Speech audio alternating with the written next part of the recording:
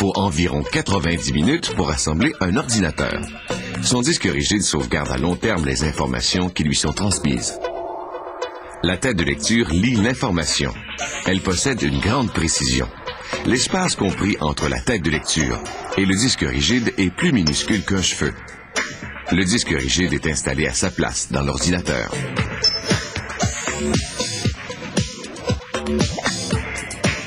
Il existe deux autres unités de sauvegarde des informations.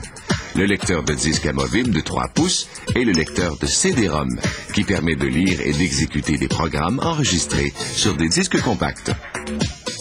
Ces deux unités sont mises en place. La colonne vertébrale de l'ordinateur, c'est la carte mère. C'est à cette composante que sont connectées les autres pièces de l'ordinateur. Ce refroidisseur dissipe la chaleur générée par le chipset.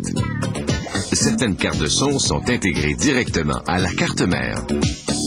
Ces connexions sont en ordre: l'entrée audio, sa sortie et la prise du microphone. Cette bague de rétention AGP retient la carte vidéo lors du transport. Ce capteur thermal mesure la température émise entre le processeur et la carte mère. Le processeur est le cerveau du système. Il interprète, calcule et exécute les instructions données.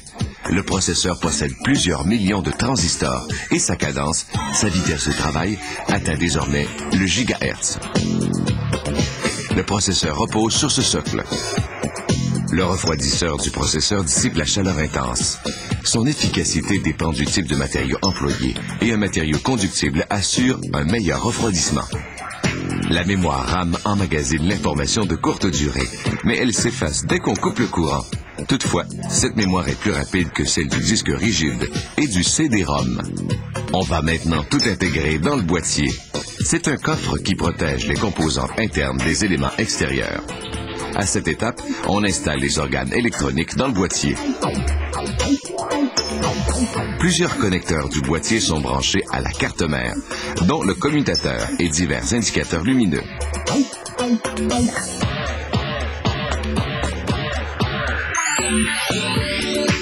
Ceci est la sortie du connecteur de la carte vidéo qui relie l'ordinateur au moniteur télé. On voit aussi la puce vidéo qui crée des images en 2 et 3 dimensions. Voici la mémoire vidéo. Plus sa capacité est élevée, plus l'image affichée par le moniteur sera nette. La carte vidéo est mise en place. Le modem fait communiquer deux ordinateurs. Ces condensateurs rendent le signal téléphonique parfaitement pur pour faciliter les communications. Ce connecteur de puce modem contrôle l'information qui circule entre les deux ordinateurs. Le fax modem est installé. Le bloc d'alimentation transforme l'électricité selon le voltage requis par les différentes composantes.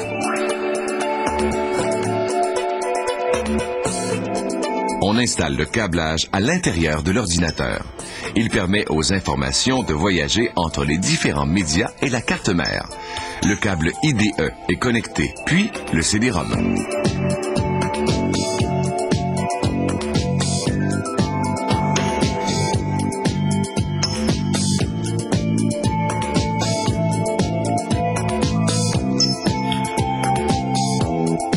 Les derniers fils électriques sont branchés aux différents organes de l'ordinateur.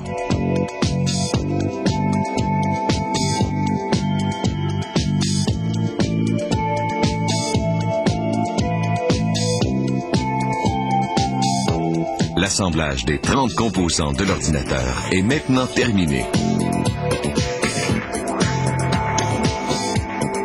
Juste avant de le refermer, on teste chaque ordinateur pour vérifier le bon fonctionnement de ses périphériques. Puis, on le ferme et on procède à l'emballage. Dans cette entreprise, on produit environ 300 ordinateurs à chaque jour.